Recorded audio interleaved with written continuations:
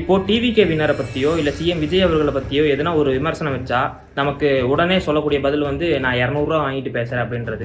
சரி, இப்போ நீங்க வந்து ஏகப்பட்ட புரொபகண்டா பண்றீங்க. இப்போ டாஸ்மார்க் மூடாமே வந்துட்டு மூடிட்டதா சொல்லதா இருக்கட்டும். பாட்டிலுக்கு ரூ. 20 வாங்கிட்டு வந்து நாங்க எல்லாத்தையும் ஸ்டாப் பண்ணிட்டதா சொல்லதா இருக்கட்டும்.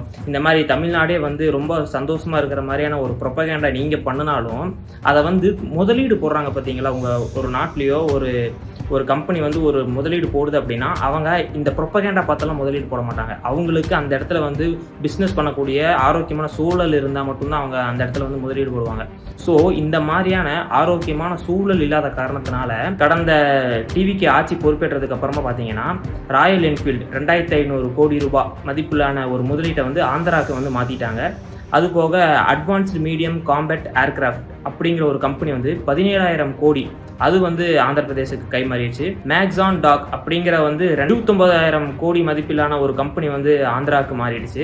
ஸோ இந்த மாதிரி ஏகப்பட்ட நிறுவனங்கள் வந்து தமிழ்நாட்டை விட்டு ஆந்திராவுக்கு மாறிட்டாங்க. ஏன் மாறுறாங்க? தமிழ்நாட்டில் வந்து ஏகப்பட்ட நல்ல விஷயங்கள் நடந்துகிட்டு இருக்கு, மக்கள் சந்தோஷமா வாழ்றாங்க, இங்கே என்விரான்மெண்ட் சூப்பராக இருக்கு அப்படிங்கிறனாலயா?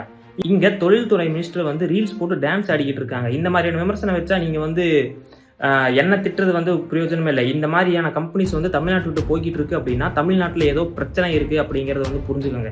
கிரவுண்டில் எதனா பிரச்சனை இருக்கு, இங்கே பிஸ்னஸ் நடத்தக்கூடிய சூழ்நிலை இல்லைன்னா மட்டும்தான் இந்த மாதிரியான நிறுவனங்கள் எல்லாம் வெளி மாநிலங்களுக்கு போகும்.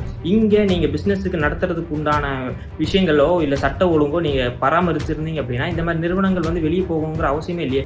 இப்போ ஒரு கம்பெனிக்கு வந்து நல்ல ப்ராஃபிட் இங்கே கிடைக்குதுங்கும் போது அவன் வெளி மாநிலத்துக்கு போக போகிறான்? இங்கே ஒரு ஏதோ பிரச்சனை இருக்குன்றதுனால தான் அவன் போகிறான். நீங்கள் சந்தோஷமாக நம்புங்க, சட்ட ஒழுங்கு சூப்பராக இருக்குது, தமிழ்நாட்டு சூழ்நிலை சூப்பராக இருக்குன்னு நீங்கள் நம்பிக்கிட்டு இருங்க.